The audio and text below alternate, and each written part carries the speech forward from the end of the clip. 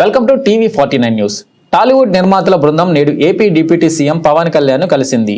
Allu Aravind, Dil Raju, AM Ratnam, Ashwini Dutt, Yalamanchili Ravishankar, Naveen Yerneni, S Radhakrishna, Bhogavalli Prasad, DBV Danayya, Suresh Babu, Supriya, Bunny Vas, NV Prasad, Nagavamsi, TG Vishwaprasad, Vamsikrishna ఈ మధ్యాహ్నం విజయవాడలోని deputy CM Pawan Kalyan camp కార్యాలయానికి వచ్చారు.